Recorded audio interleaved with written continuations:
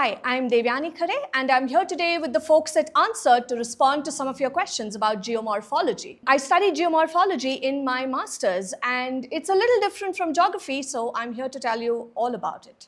Geomorphology looks at the processes that shape the surface of the Earth. Surface processes could be the movement of rivers or water as rainwater or tidal waves, or any extreme weather and climatic events on landscapes.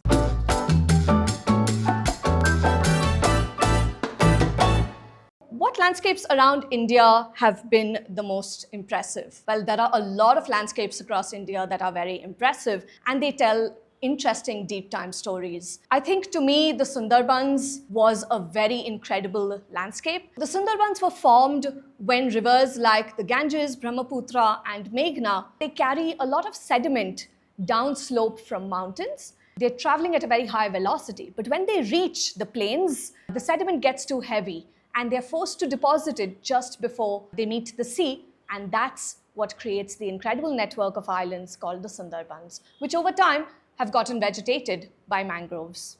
And incredibly, these islands host not just mangrove vegetation, but also tigers, wild boars, and a range of other rare endemic species. What's the difference between weathering and erosion? While they're often used interchangeably, there is a difference between weathering and erosion. Weathering is when rocks break down at a single location due to the action of wind, water, or tides, or biological and chemical action, whereas erosion is when the weathered material is transported or carried away from one place to another. So that's the key difference between weathering and erosion. One happens at a single site, whereas erosion represents a carrying away of materials. What are some of the deep time stories etched in these landscapes? One that comes to mind is this incredible formation 30 odd kilometers away from Leh at Lato village, where you can see what's known as a suture zone. You would have heard of the term suture, perhaps when going to a doctor to have stitches done. And a suture in geology also represents exactly that. It's the stitching together of two continent blocks, and that's what you can see at the Indus suture zone, where the continents of India and Eurasia have gotten stitched together. And in some ways, this indicates a deep time story of roughly 66 to around 58 million years ago when the Indian plate crashed into Eurasia. Can you explain how canyons are formed? Slowly or during single big events? There is a very interesting canyon at Gandikota in Andhra Pradesh, which is among the most spectacular examples in India. Canyons aren't formed by sudden tectonic upliftment or activity. They're formed slowly over huge periods of time. What happens is that a river is forced to cut its way downwards and create a canyon. On occasion, tectonic activity or upliftment may cause a river to force its way downwards more than wider, but the tectonic activity doesn't create canyons overnight. Are there still undiscovered landscapes out there?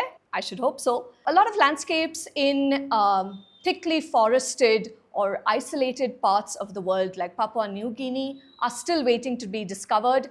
They've of course been discovered by the indigenous tribes there, but if you mean global acclaim or recognition, then yes, we're still to discover them. There are a lot of landforms on the floor of the ocean that are still getting mapped and that are still relatively undiscovered. And yes, there are some remote islands where perhaps new landforms are being born, and those may still be undiscovered. In India, I would think your best chances of finding undiscovered landscapes would be deep inside limestone caverns. We have some of the deepest cave systems, and they're still to be mapped. And perhaps that's where we'll find something incredulous and fantastic. I heard there are marine fossils and corals on top of the Himalayas. Is this true? Yes, absolutely. It sounds fantastic. The Himalayas were formed when two tectonic plates collided and one started diving under the other.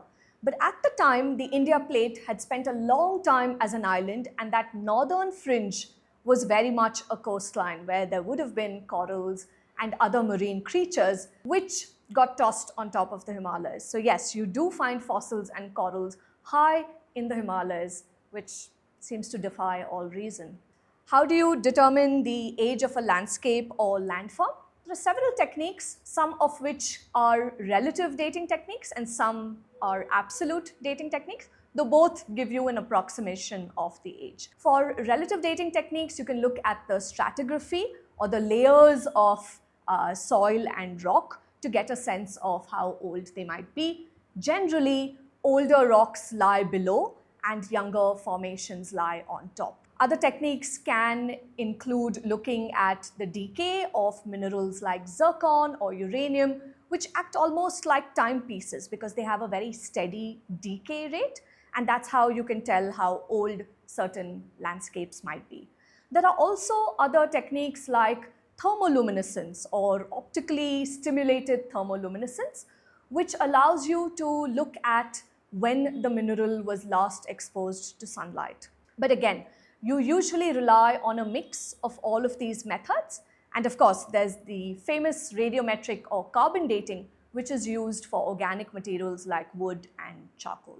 But you need a mix of these techniques to actually arrive at an estimate for how old a landscape or landform is. How do mountains really form and can they grow over time?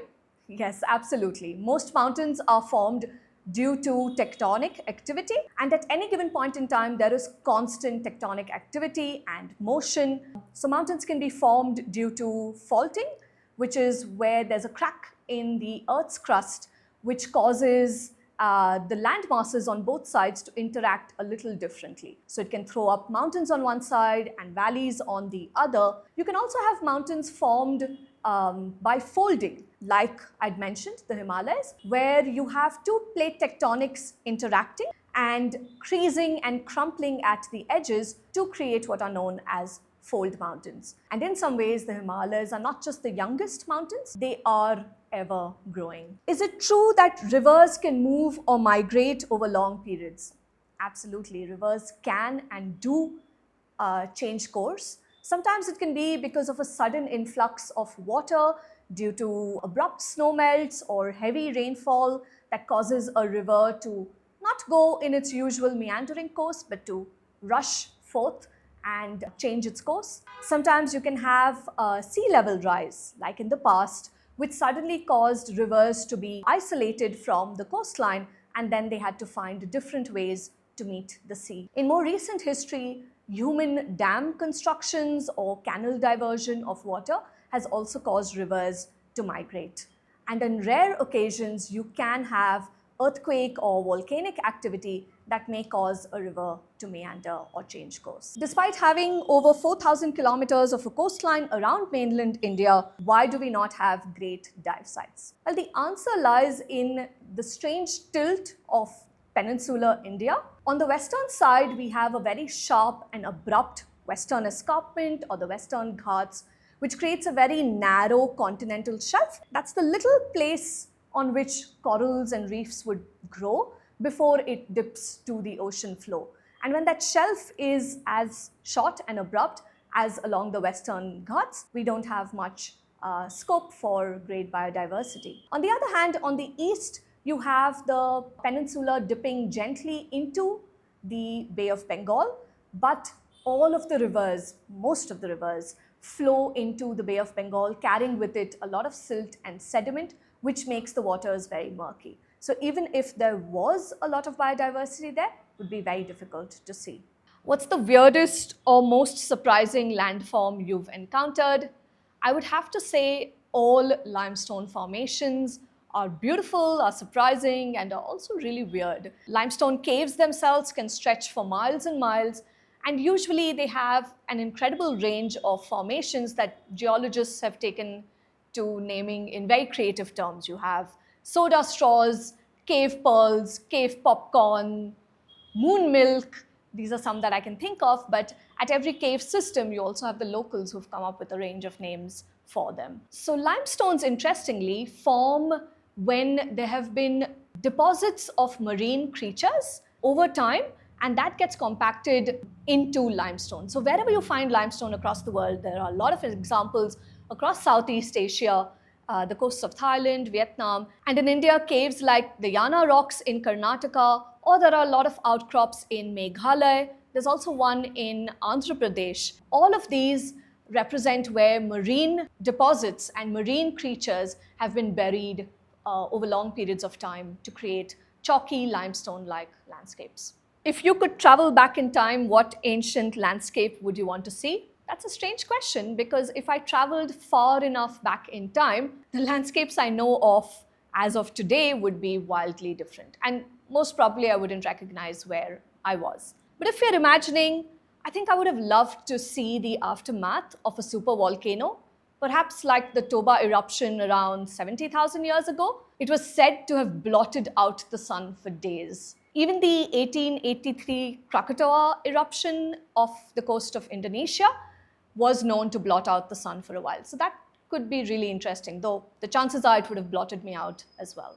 Is there such a thing as a geomorphologist's favorite rock? Well, I can't speak for all geomorphologists, but for me, it would be quartz. Now, quartz has a lot of interesting industrial applications, from televisions to fiber optics, as also timekeeping devices. You remember a lot of old watch faces have the word quartz on it? And that's because quartz has this particular property that when an electrical current is applied to it, it vibrates at a particular frequency, which makes it interesting for timekeeping devices. But to me, quartz represents something a little simpler. I think it was one of the first rocks I picked up as a kid that got me interested in both collecting and observing rocks. It's shiny, it comes in a rich variety of hues and colors caused by impurities, and most likely quartz is one of the first few rocks that kids pick up. So that's the end of that. To answer some of these questions, which I've gotten a lot over my career, is why I set up a blog that gets distributed as a newsletter around 4 years ago. It's called Geosophy. And the word was coined to represent the mysteries of the earth or the wisdom of the earth. And in some ways, that's what I try to convey. You can subscribe to the newsletter either via Substack or a mailing list. I also have a website of archives if you want to do a deep dive into some of the stories I've been covering for the past 4 years.